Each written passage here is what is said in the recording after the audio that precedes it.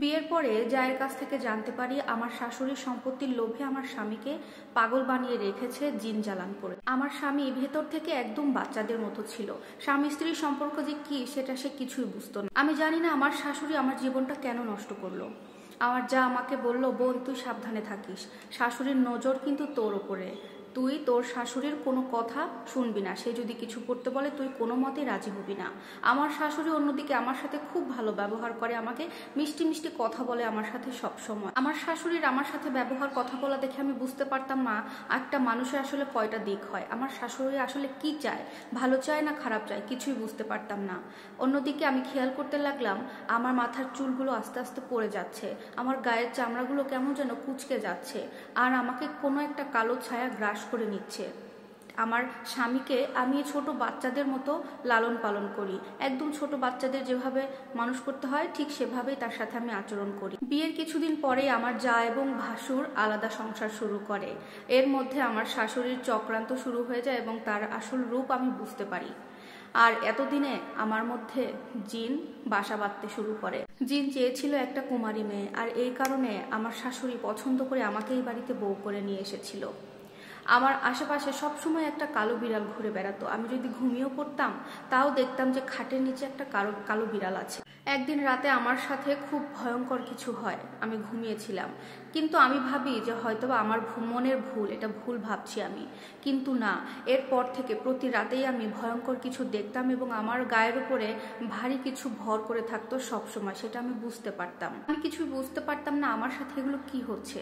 সকালবেলা যখন ঘুম থেকে আমি উঠতাম তখন দেখতাম আমার পুরো শরীরে শুধু নখের আঁচড়, নখের দাগ।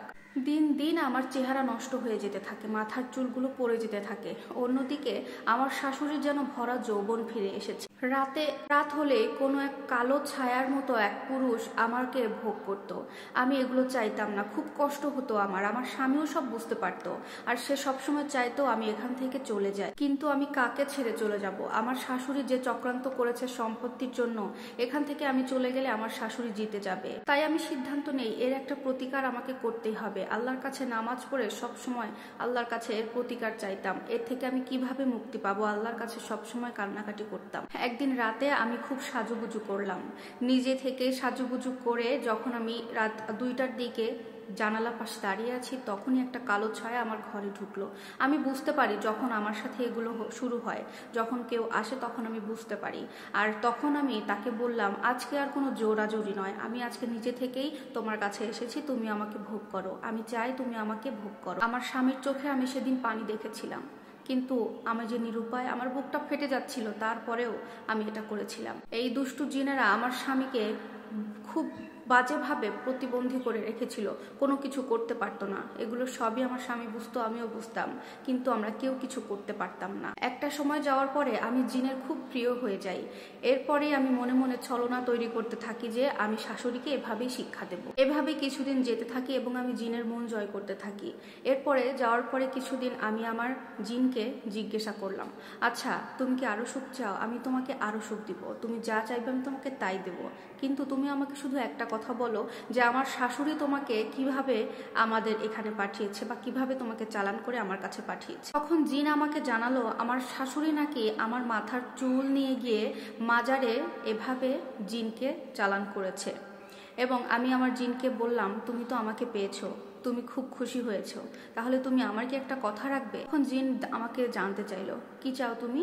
তখন আমি বললাম, আমি আমার শাশুড়ির মৃত্যু চাই, তুমি কি আমাকে এটা করে দিতে পারবে? আমাকে জিন জানালো, মেরে ফেলা তো সম্ভব নয়, তবে তাকে পাগল বানানো সম্ভব, তাকে পাগল বানিয়ে দেয়া যাবে।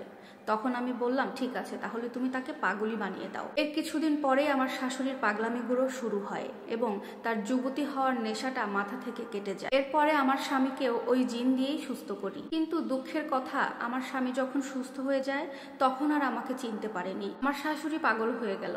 তখন আমার যা এসে আমাকে জড়িয়ে ধরে কান্না করতে লাগলো, বলল, আমি এতদিনে যা করতে পারিনি তুই সেটা করে দেখিয়েছিস। আমার স্বামীও সুস্থ হয়ে গেছে, আমি এখন প্রেগনেন্ট হয়েছি, সবকিছু তোর জন্য হয়েছে, তোর কাছে আমি চিরঋণী। কিন্তু আমি আমার স্বামীর সুখ এখনো পেলাম না।